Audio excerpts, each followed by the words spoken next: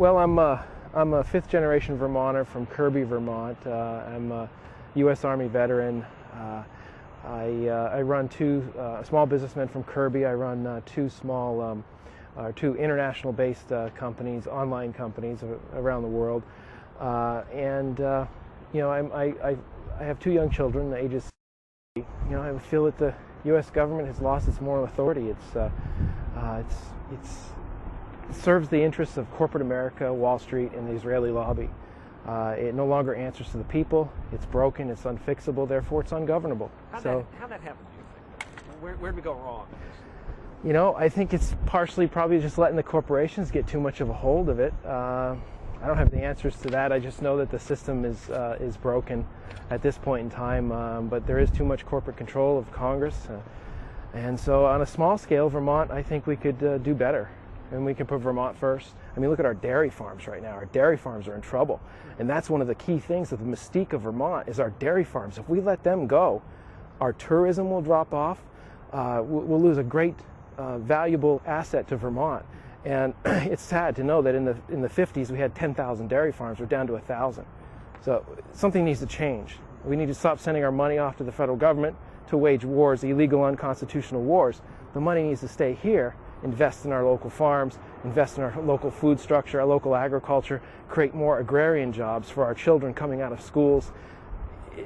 That way of sustainable job creation is much more interesting to me, working with rural Vermont, staying real close with them, because they've got their thumb on the small farmers in Vermont. So the amazing happens and you win. What does your administration look like? What's your first order of business? Well, I guess the first thing I would do is call in rural Vermont right away. Work with them very closely. And then call in different people that I've had discussions with, like a gentleman I met over in Waterbury, who had experience importing and exporting products out of New York City, and he believes that if we were an independent republic, we could really do some creative things with our importing and exporting. The cost of goods would actually go down because we wouldn't have the tariffs and things. So I'd bring in those types of people. The people involved in the Vermont Commons, bring them in, because they're the ones that are talking about sustainable energy. They're the ones writing about Vermont when it comes to sustainable energy. Yet, I can't get on any of the forums that are occurring. The independents in this state, that's one thing, is we're ignored. Was that you shutting down Marcellus Parsons at the debate in Barrie a couple of weeks That was back? me, yeah. Why'd you do that? You knew there were cameras there, or no? Okay. Well, I tried to ask the question. Well, okay. Here's the deal. I've been going to all of the debates, not most of them, showing up. And the first couple debates, it was fine. I could get a question in. They allowed 2 questions from the audience, which, in my opinion, they all should come from the audience. But 2 questions, and as soon as they would open up the questions, I would stand up and I'd get the first question in. That happened twice. The third time, they started to shut the process down. You had to submit your question, and then they would choose which questions. So I had to become more active from the back of the room by asking the questions and sort of interrupting. And it seems like the process was shut down. And then in Barrie, it was even more selective. You had to have tickets to get in there. But I have Radio Free Vermont, so I was called up and got permission to be there. They started talking about the $150 million deficit, which I just read as a $160 million deficit for Vermont. So I shouted out from the back of the room, hey, what about the $1.5 billion, which is our Vermont's pro rata share of the Defense Department budget? And they ignored it and told me to shut up, quiet.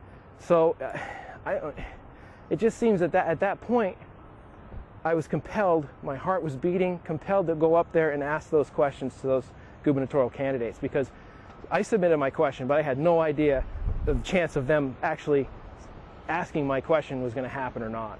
You seem, my first impression of you was that video, and you seemed pretty angry in that video.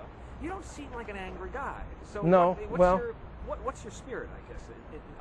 Is this movement that you are a part of out of anger at the government, or? Well, I think more it's driven by fear, because we all have young families. We're living close to the bone.